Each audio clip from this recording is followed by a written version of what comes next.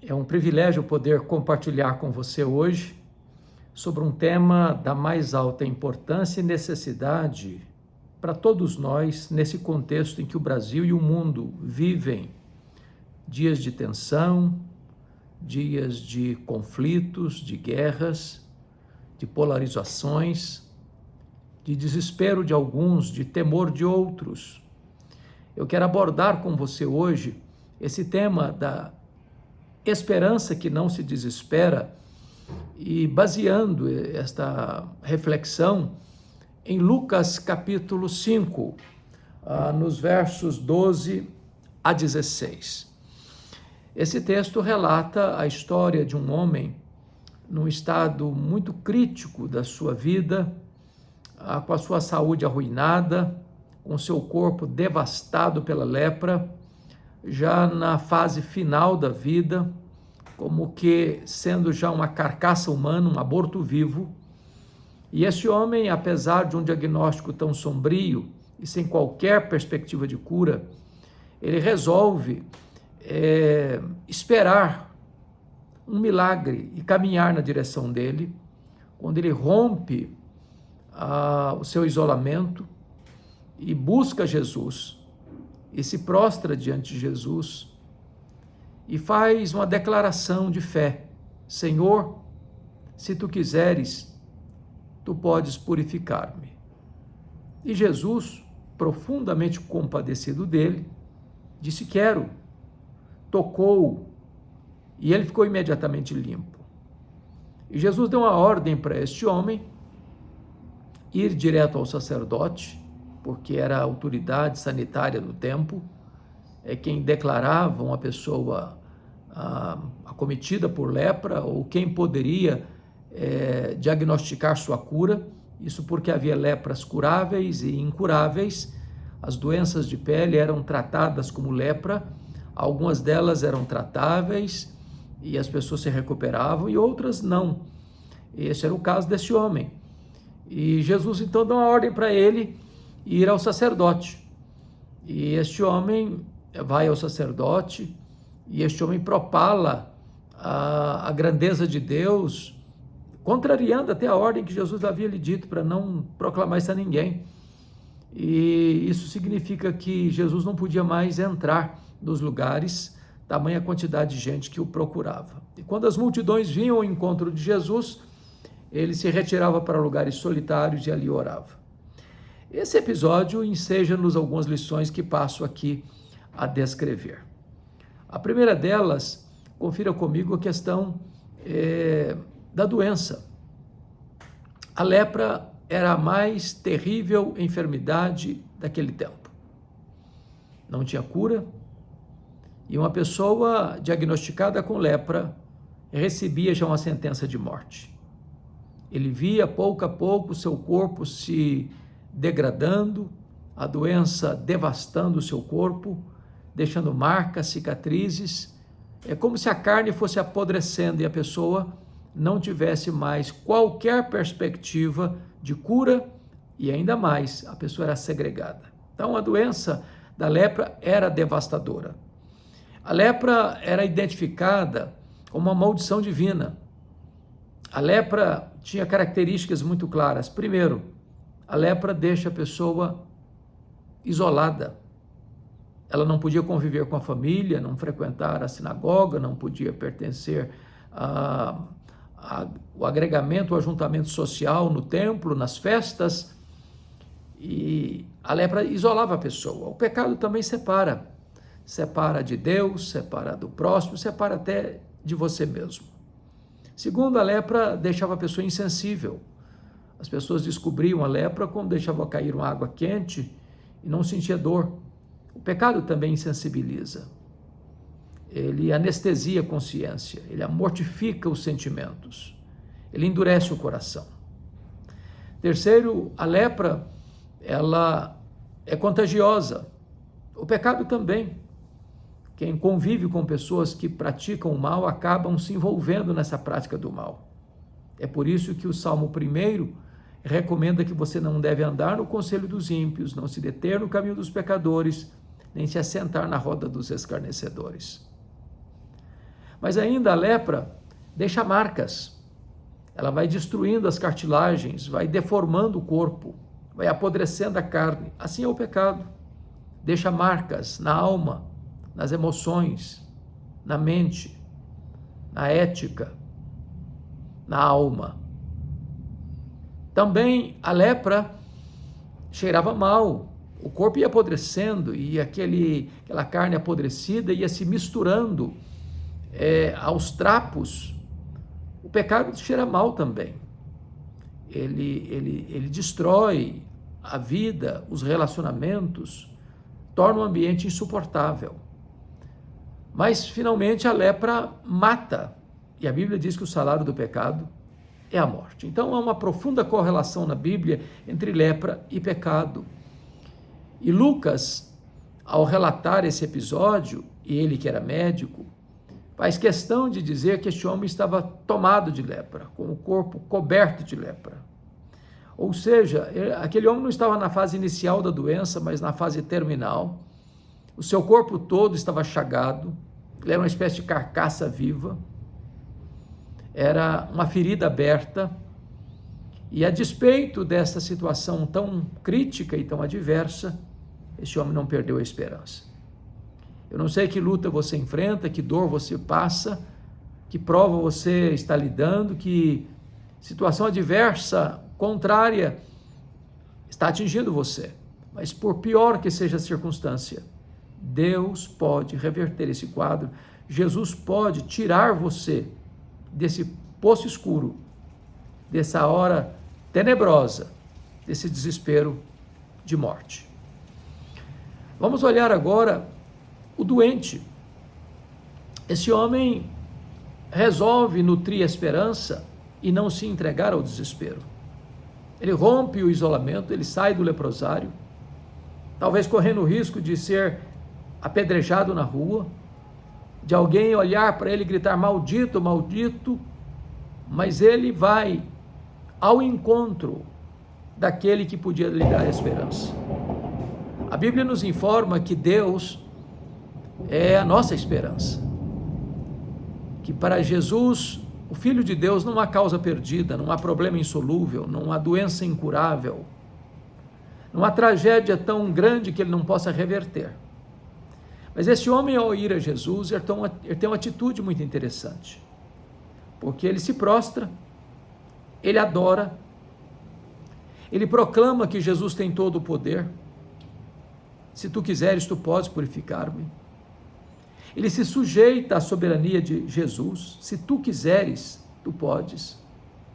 Ele não chega fazendo exigências, ele não chega reivindicando direitos, ele não chega decretando nada, ele chega humildemente, se curva, se prostra, adora, proclama a onipotência de Jesus e se submete à autoridade de Jesus.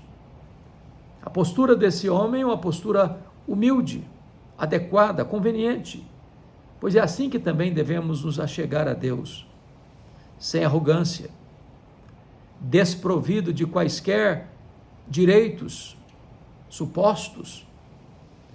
É por isso que a Bíblia diz que bem-aventurados são os humildes de espírito, porque deles é o reino de Deus.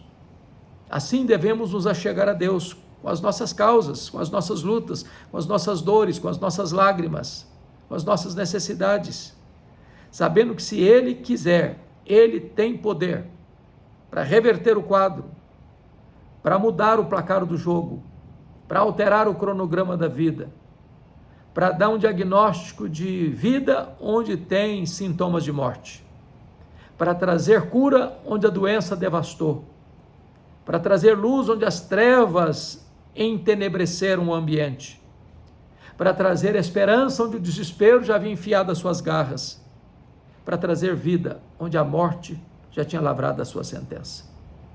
Não importa a gravidade do problema que você está enfrentando, Jesus pode reverter isso na sua vida. Mas agora vamos ver o médico. Vimos a doença, o doente, agora vamos ver o médico. Quando esse homem chega diante de Jesus e se prostra e adora, ele diz: se tu quiseres, tu podes. E diz a Bíblia que Jesus profundamente compadecido dele, tocou-o e lhe disse: quero, fica limpo. A primeira coisa que eu quero destacar é a onipotência de Jesus.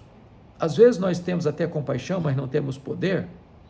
Sentimos bater e latejar em nosso peito a dor do próximo, mas nós não temos como ajudá-lo.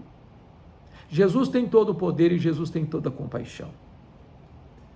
Ele não conhece limitações. Para ele não tem causa perdida. Não tem doença incurável. Não tem casamento sem solução. Não tem família sem libertação. Ele é o Senhor das causas perdidas. Ele tudo pode. Nenhum dos seus planos pode ser frustrado. Então, a primeira coisa que eu destaco nesse médico dos médicos é a sua onipotência. A segunda coisa é a sua compaixão. Porque Jesus aqui quebra um protocolo da saúde sanitária, do cuidado sanitário. Um leproso não podia ser tocado, porque a lepra era contagiosa. E Jesus o tocou. E a ideia do texto em o tocou não é apenas encostar levemente com constrangimento, mas é de abraçar, de acolher, de envolver o corpo da pessoa nos braços. O que é maravilhoso é que, em vez do impuro tornar o puro impuro, o texto nos diz que o puro toca o impuro e o impuro fica puro. Jesus pode reverter o quadro, Jesus pode alterar o diagnóstico, Jesus pode tocar-nos sem ser contaminado com a nossa pureza, mas a nossa pureza, a impureza, pode ser purificada pela sua pureza. Ele é um médico onipotente, ele é um médico compassivo. Por que Jesus tocou aquele homem? Por que Jesus não o curou à distância, como curou os 10 leprosos, registrados nos evangelhos? Porque Jesus diagnostica, além da lepra que devastava o seu corpo, as angústias da sua alma. Quem sabe aquele homem, já no estado final da sua doença, tinha anos que não sabia o que era um abraço, um aperto de mão, alguém se aproximar dele, não o expulsar, não o rejeitar, não o escorraçar. Talvez a lepra que devastava as suas emoções era mais grave do que a lepra que devastava o seu corpo. Jesus é o supremo psicólogo.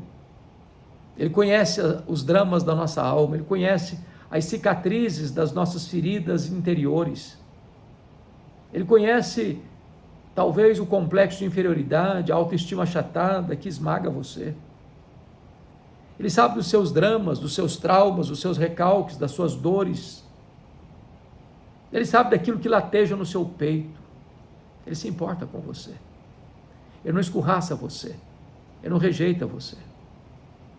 Ele está pronto hoje a abraçar você, a perdoar você, a curar você, a libertar você, a salvar você, a fazer de você uma nova criatura. Agora, outra coisa maravilhosa é que quando Jesus toca aquele homem, Jesus diz assim: quero, fica limpo.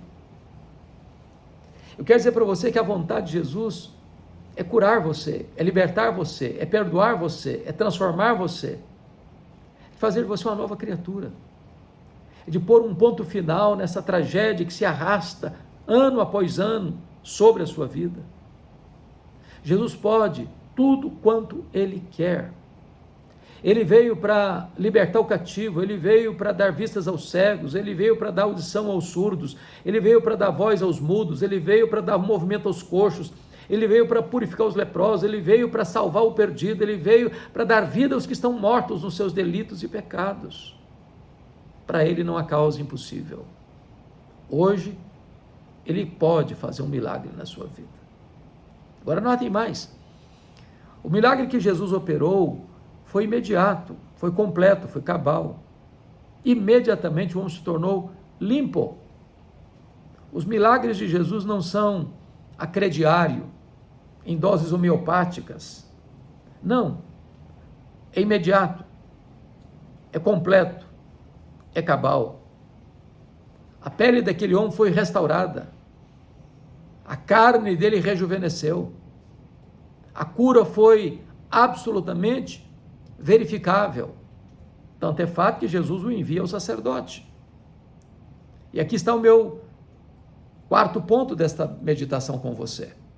Primeiro, a doença. Segundo, o doente. Terceiro, o médico. Quarto, o testemunho. Talvez você pergunte, por que Jesus, ao curar aquele homem, não o mandou imediatamente para casa? Por que ele teria que passar pelo sacerdote antes de voltar à sua família? É porque Jesus está em cuidado desse homem. Naquele tempo, a saúde pública requeria que uma pessoa com doença de pele pudesse, antes de voltar à sua família, ao seu trabalho, à sua congregação, recorrer ao sacerdote, porque era o sacerdote que dava o diagnóstico da doença, era o sacerdote que dava o alvará da soltura ou o certificado da cura.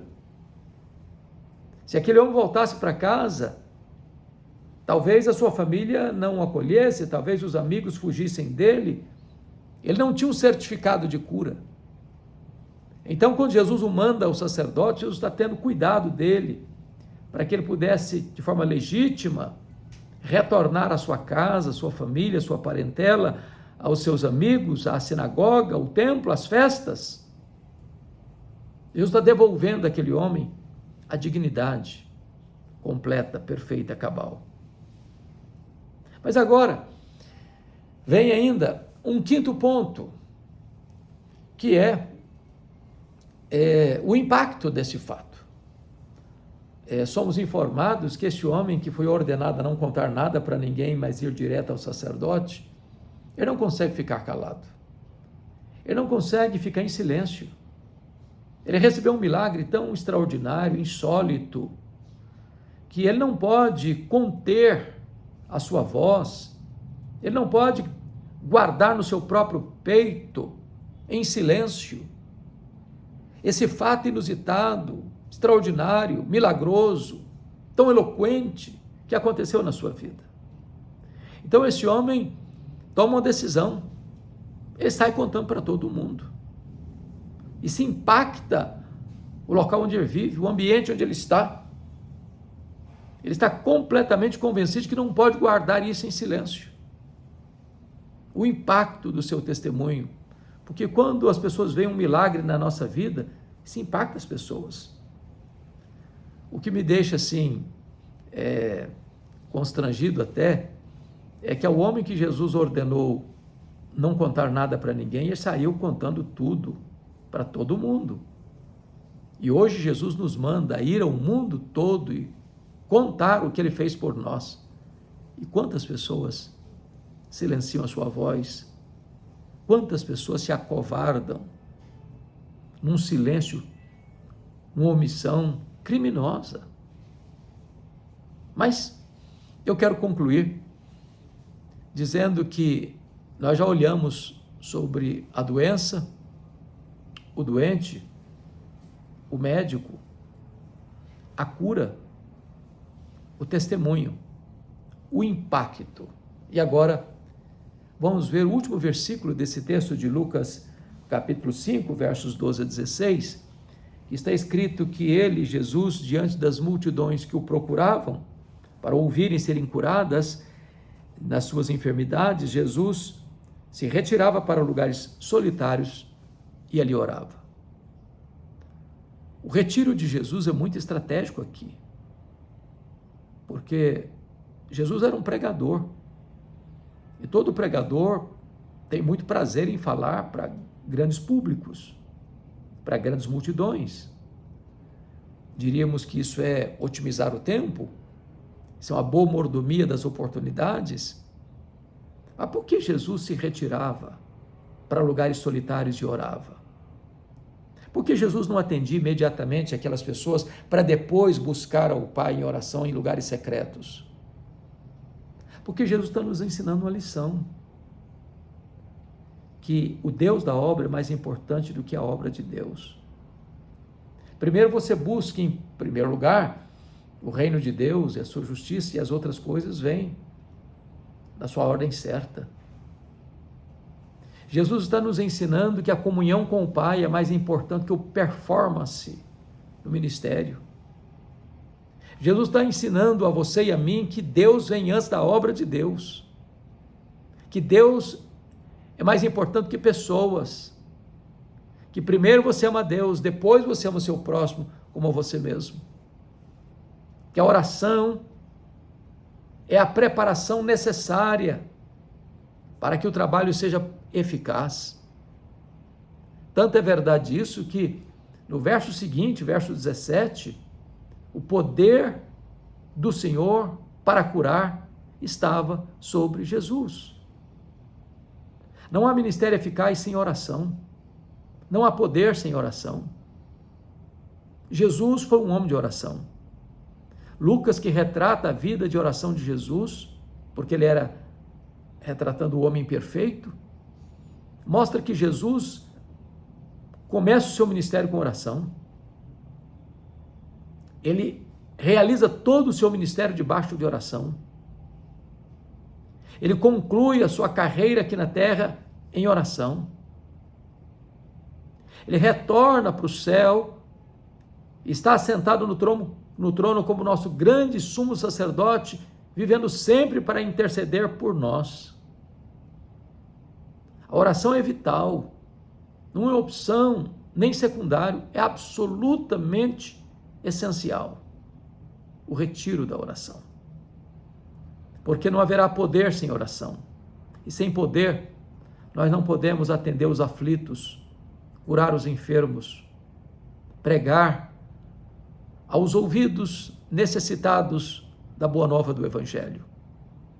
A minha esperança é que esta palavra, de uma esperança que não se desespera, de uma esperança que não se curva diante das circunstâncias mais carrancudas, mas uma esperança que sobrevive diante da crise, porque recorre ao todo-poderoso Deus, ao misericordioso Deus, nosso glorioso Redentor Jesus Cristo. Hoje eu conclamo você a correr para os braços de Jesus. Não importa o drama que você está vivendo, a dor que você está sentindo, o trauma que você está sofrendo, não importa as tragédias que desabaram sobre a sua cabeça, não importa se você hoje está doente, surrado pela dor, com sentença de morte, não importa se as pessoas abandonaram você à sua própria sorte, não importa quão profunda é a crise que você está vivendo, corra para os braços de Jesus. Nele há esperança. Ele tem solução para a sua vida. Ele é a resposta para a sua vida. Ele é a nossa própria esperança.